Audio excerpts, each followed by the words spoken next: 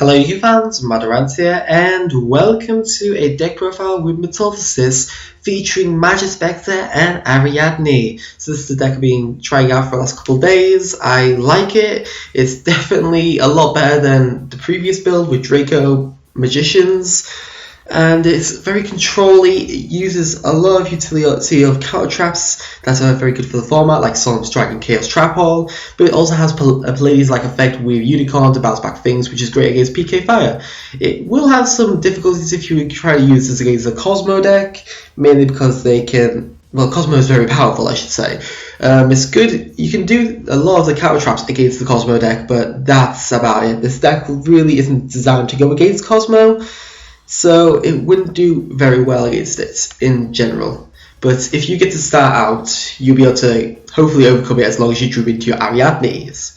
So without further ado, let's go into the deck. We have triple Metalphosis Volflame. Metalphosis Volflame is our big beat stick, main decked.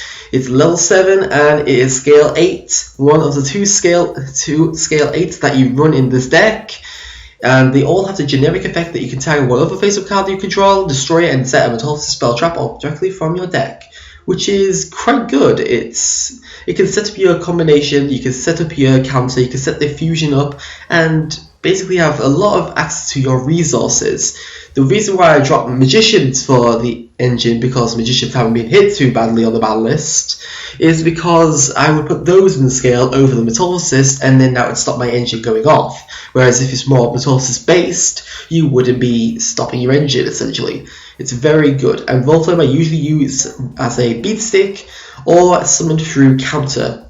Then we have triple Gold Driver. This is the level 4 for the Metalphosis gang. And basically same generic effect, 1900 beat stick. It allows you to go for rank 4s or your Synchro of Ignister Prominence, or your Exceed Summon of Castell or Abyss Dweller. Then we have Metalphosis Silverbird, the level 3 of the deck. It's nice, it's a 1700 beat stick as well. Not much you can say about this. It can have some synergy with Majespecter and Raccoon, as you can overlay for Bricksword or Grand Pulse. And then Metalphosis Steel Ren, which is level 2. It's an alright card, to be fair. It's not very special summonable in this deck because Kieran is scale 2 and that could be an issue. But it's nice 2100 beat stick, 2100 defense, and it's the only other Metalphosis that is currently released. If we got some more Metalphosis that are scale 8, then Steel Ren will probably be removed from the build essentially. Then we go to the Majespecter engine, triple Kieran and triple Mbuku. Kieran is Pallades of the deck. He bounces back any pendulum monster you control with one monster your opponent controls. It's a quick effect, very good, and all Majespecter cannot be targeted or destroyed by opponent's card effects, which is pretty good. It's very defensive and controlly, and can really be annoying for something like PK Fire. Mbuku is our searcher. It can also search itself, so technically it can unbrick with that to just have a level 4 and lower spam, which can be decent. Then we have Luster Pendulum. Because it's a pendulum deck, Luster Pendulum is still very powerful. It can give you an additional copy of a card that you already can put into scale. It's scale 5, which isn't the worst scale for this, since you can bring out Volflame if it's low scale, or all your rest of your monsters if it's the high scale. And yeah, essentially, Luster Pendulum good for Ignister Prominence. And yeah, that's why I can't really say much more about Luster Pendulum. Then we have our triple Guardian Ariadne. Guardian Ariadne has a lot of synergy with Metalphosis, as Metalphosis pop monsters to set their spells and traps. Ariadne, when she is popped, she reveals 3 counter traps from your deck. Your opponent chooses one and adds it to your hand, which is pretty good. You don't usually use a scale effect to not activate life points for your counter traps, but you can if you're in that kind of position. I usually use her for a pop effect, and she's also a level 4 to Exceed Summon Castell or Abyss Dweller. Then onto the spells, we have 3 Painful Decision. This searches out any of your Metalphosis except for Volflame. This is level 7. From your deck to your hands, you have two main searchable scales, 1 to 8, which can be brilliant and unbrick you. The only downside is that you send another copy of the Metalphosis from your deck to the graveyard, so you can't run like 2 or 1 copies of this. You need to have more or less 3 to make sure it's consistent enough. And yeah, essentially this downside can be alleviated through Metalphosis combination. When you fusion summon a Metalphosis, you can resurrect a Metalphosis that is lower level than that monster, which is decent. It can set up your graveyard for that. Then we play 2 instant fusions. This Adamante is a level 5 and it's properly fusion summons, so you can reborn through Metalphosis combination. Not only that, we have 1000 restricting the CCG now, and we want to use that. Plus it has synergy with Metalphosis, since you can just absorb a monster your opponent controls, then you can pop it so it doesn't restrict your plays, which can be very, very good. Then 2 Twin Twister, when comboed with Metalphosis fusion, you get a draw and 2 MSTs. Pretty good. Then 2 Metalphosis fusion. Most people would run 1 of this card, just because you can renew it every single time. The only problem I see with this is that what if this is banished? That shuts down your engine completely. You're not going to get much things. You have to rely on your Exceeds, and they're not that good. You have to rely on your Ignis to Prominence, but you can't get that consistently. That's why I prefer 2 fusions in the deck. It gives you additional targets for your Metalphosis pops, and you can set a load of back row. It can also be MST bait when you draw into it dead, and it's also Twin Twister bait too, which is pretty decent. Then 2 Metalphosis counter. This is really good. I didn't think it was going to be that good at the beginning, but it's better. I'm thinking I may bump this up to 3 in the possible builds in the future, but right now it's decent too. If a card you control is destroyed by battle or card effect, you can special summon Metalphosis from your deck. Very simple. Emergency teleport. You don't even need emergency teleport in this deck, since you would only summon out Silverbird and Steel Red, whereas counter would summon out any of them, which I usually summon out my Volflow, which is a big defense and stops OTKs. Its secondary effect, when it's in the graveyard, you can banish it to add a Metalphosis Pendulum monster from your extra deck to your hand, which is also very powerful, as it can recover you from a Twin Twister or something like that. I was going to say Harvest Feather Duster, but that's not legal. Then we have 2 Metalphosis combination. When you fusion summon a monster, you can resurrect a Metalphosis monster from your graveyard whose last level is lower than that monster, which is quite nice indeed, but you generally don't use that effect. It's worn in every so often duels. Its secondary effect, when it's sent from the field to the graveyard, you can add a Metalphosis monster from your deck to your hand. It's your Searcher, which is very key in the deck. It can set up all your plays, but Metalphosis counter kind of overshadows it mainly because it brings out Metalphosis from your deck in your time of need. And it can also have a good graveyard effect, whereas this only has a good graveyard effect. Its previous effect isn't as good. So it's more likely you'd run more counters over combination, but combination can unbrick you. Then onto the counter traps for the Ariadne. I run 2 Chaos Trap Hole. This is a meta call because Chaos Trap Hole is brilliant to get them against the meta at the moment. It's very good against Monarchs, very good against Cosmo, very good against Draco Vowels, which are still a thing. So yeah, that kills quite a lot of powerful decks. Yeah, I think that was all. Oh, PK Fire 2 is very good against that.